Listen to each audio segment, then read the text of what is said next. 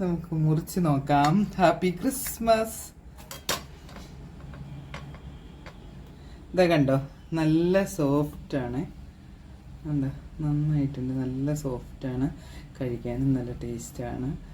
എല്ലാവരും ഒന്ന് ട്രൈ ചെയ്ത് നോക്കൂ. Happy Christmas. Happy Christmas. Hi guys, എല്ലാവർക്കും ക്രിസ്മസ് ആശംസകൾ. ഞാൻ ഇന്ന് ഒരു ക്രിസ്മസ് സ്പെഷ്യൽ വട്ടയപ്പം ഉണ്ടാകും. ക്രിസ്മസ് സ്പെഷ്യൽ ആയിരിക്കും അല്ലേ വട്ടയപ്പം? നമ്മുടെ അവിടെയൊക്കെ ദുഃഖ വെള്ളിയാഴ്ച പെസഹ വ്യാഴ ആ സമയത്തൊക്കെയാ ഈ വട്ടയപ്പം ക്രിസ്ത്യൻസ് ഉണ്ടാക്കുന്നത്. അപ്പൊ എന്തായാലും എല്ലാവർക്കും ക്രിസ്മസ് ആശംസകൾ. അതിനെയും കൂടെ പറയൂ. ക്രിസ്മസ് ആശംസകൾ.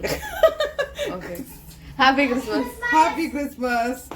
അപ്പോ എന്താ പറയാ, അത് ആമിയാ പറഞ്ഞത്. യേശോ പറ ഹാപ്പി ക്രിസ്മസ്. Happy Christmas. അതെന്തിന് ഇത്ര ബാസ്? എല്ലാവർക്കും വേണ്ട. അപ്പൊ പറ, യേശു പറ. എല്ലാവർക്കും എന്റെ ഹൃദയം നിറഞ്ഞ ക്രിസ്മസ് ആശംസകൾ. ഇത് കേട്ടില്ലെങ്കിൽ അതിനകത്ത്. അപ്പോ ഒരു കപ്പ് പച്ചരി, ഒരു 5-6 മണിക്കൂർ കുതിർത്തതാണ്. ഒരു കപ്പ് പച്ചരി. ഇത് നമ്മൾ കപ്പിയൊന്നും കാച്ചാതെയാണ് ഉണ്ടാക്കുന്നത്. 12 മണിക്കൂർ. ഇന്നലെ രാത്രി ഇട്ടത്. ഈ കപ്പിലാണ് ഞാൻ അരി എടുത്തത്. ആ കപ്പിന് 1 കപ്പ് നാളികേരം. പിന്നെ മധുരമൊക്കെ അവരവരുടെ ആവശ്യത്തിനാണ്. ഞാൻ മധുരം എടുത്തില്ലെന്ന് പറഞ്ഞ വഴക്കിന് വരില്ലേ? ഞാൻ ഒരു 3/4 കപ്പ് മധുരം ചേർത്തു. പിന്നെ കുറച്ച് ഏലക്ക പൊടിഞ്ഞില്ല, ചതഞ്ഞു. ഏലക്ക ഇല്ല ഇവിടെ കേട്ടോ, വാങ്ങിച്ചോണ്ടുവരാം.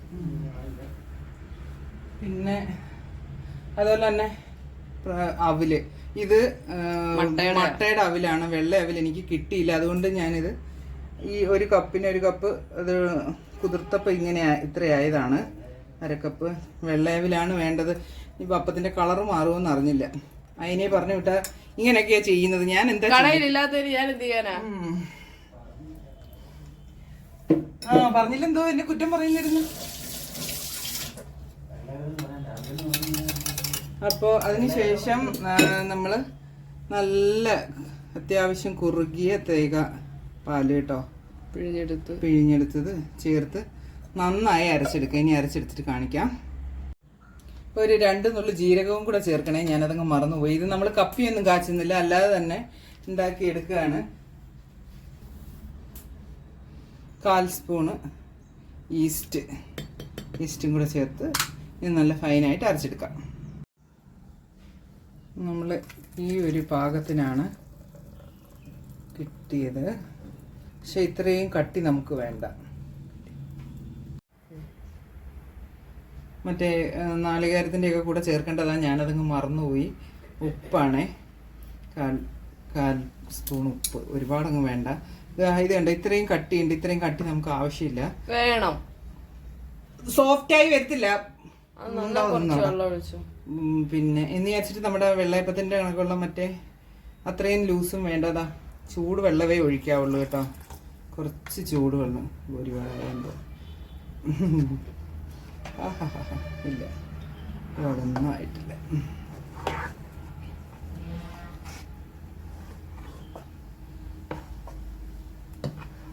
ചൂടുവെള്ളമേ ചേർക്കാവുള്ളൂ, അല്ലെങ്കിൽ മാവ് എന്താവും, അതിന് അങ്ങ് ലൂസായി പോവും. അത്രയേ ഉള്ളൂ. നമുക്കിനി ഇത് ഒരു 4-5 മണിക്കൂർ റെസ്റ്റ് ചെയ്യും. ഇപ്പം എത്ര മണിയായി യേശോ? 11, 12, 1, 2, 3, 4 മണിയാകുമ്പോൾ നമുക്കിതൊന്ന് നോക്കാം. പിന്നെ ഓരോ കാലാവസ്ഥ അനുസരിച്ചാണ് ഇത് പൊങ്ങി വരുന്നത്. പാലക്കാട് ഇപ്പം നല്ല ചൂടാണ്. അപ്പോൾ ഒരു 2 മണിക്കൂർ കഴിഞ്ഞൊന്ന് നോക്കണം.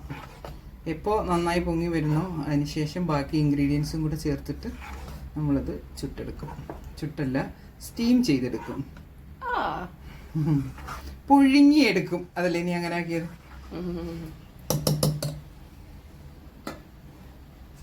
നമുക്ക് അടച്ചു വയ്ക്കാം. നമ്മൾ ഒരു കുറച്ച് മണിക്കൂറിന് ശേഷം തുറക്കുകയാണ് ഗൈസ്. നന്നായി പൊന്തി വന്നിട്ടുണ്ട്.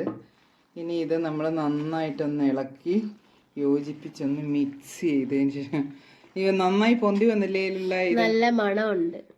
അത് ഇതിൻ്റെയാണ് മറ്റേ പൊന്തി വന്നില്ലെങ്കിലുള്ള കുഴപ്പം എന്താണെന്ന് വെച്ചാൽ പിന്നെ അപ്പം നല്ല സോഫ്റ്റ് ആയിരിക്കില്ല.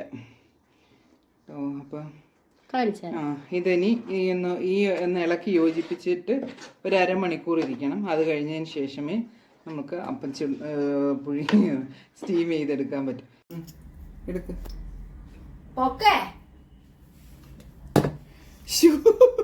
നമ്മൾ അരമണിക്കൂർ വീണ്ടും വെച്ചു. വീണ്ടും നന്നായി പുളിച്ചു.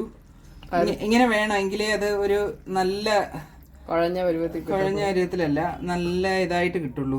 ഏത് സോഫ്റ്റ് ആയിട്ട് കിട്ടുള്ളൂ. ഇനി നമ്മൾ ഇത്തിരി സോഡാപ്പൊടി ചേർക്കാം. ഇച്ചിരി ഇങ്ങോട്ട് എന്റെ അടപ്പ് പൊട്ടിക്കരുത്. അത് അതിലോട്ട് ആ സ്പൂണിലെടുക്ക്. 1 സ്പൂണ്. 1/4 സ്പൂണ്. തൊട്ടി അങ്ങ് ഇടുകയാണ്. അതോ പഞ്ചസാര ഒന്നും അല്ലത്. എന്താ ഇത്? ഒരു ഇത്തിരി എടുക്കാൻ ഞാൻ ഞാൻ എടുക്കാം. ഒരു 1/4 സ്പൂൺ. നമ്മളെല്ലാം മാവിലൂടെ ചേർക്കാതെ ഇതിൽ മാത്രമായിട്ട് 1/4 സ്പൂണ്. നീ ആ സ്പൂണിങ് എടുക്ക്. അത് ഇട്ടിട്ട് ഇങ്ങ് എടുക്കാൻ പറഞ്ഞ 2 ദിവസം എടുക്കും.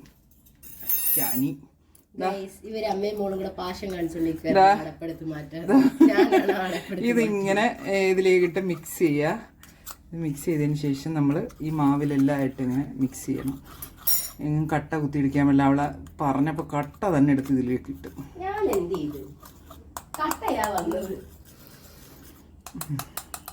ഇനി ഇത് നമ്മൾ ഇതിലേക്ക് സോഫ്റ്റായിട്ട് എല്ലാ ഭാഗത്തും വരത്തക്ക രീതിയിൽ ഇതൊന്ന് ഇളക്കി ചേർക്കണം. എന്നിട്ട് പിന്നെ ഒരുപാട് നേരം വെക്കേണ്ട, അപ്പം തന്നെ ഉണ്ടാക്കണം. ഞാനിതൊന്ന് ഇളക്കിക്കോട്ടെ. ഞാനൊരു കേക്കിൻ്റെ ട്രെയിലാണ് ഉണ്ടാക്കുന്നത്. എൻ്റെ സ്റ്റീമർ ചെറുതാണ്, അതുകൊണ്ട് നിറയ്ക്കരുത്. എല്ലാവർക്കും അറിയാമല്ലോ ഞാൻ പിന്നെ അതിനെക്കുറിച്ചൊക്കെ പറയുന്നത്. ചിലർ നിറച്ചുണ്ടാക്കിയിട്ട് പറയും ഞങ്ങളുടെ നാട്ടിൽ ഇങ്ങനെ അല്ലാതെ. അല്ല, നിറച്ചാൽ പൊങ്ങി വരും. ഇത് ഇപ്പോൾ സംഭവം എന്താ പറയുക, ഒരു 1/4 ഇടം വെച്ചിട്ടിങ്ങനെ നന്നായി ഒന്ന് ഇത് ചെയ്ത് വെക്കണം. 1/4 ആയില്ലേ അതിനാ? തവി കൊണ്ട് എല്ലായിടും ഒന്ന് നേരെയാക്കിയതിന് ശേഷം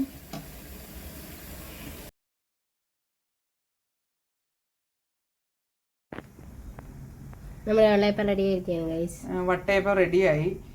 കളർ കുറച്ച് കമ്മിയായിട്ടിരിക്കുന്നത് നമ്മള് കറുത്ത മട്ടയുടെ അവില് ചേർത്തത് കൊണ്ടാണ്. ഞാൻ ഇനി ഒന്ന് ഇളക്കി എടുത്തിട്ട് കാണിക്കാവേ.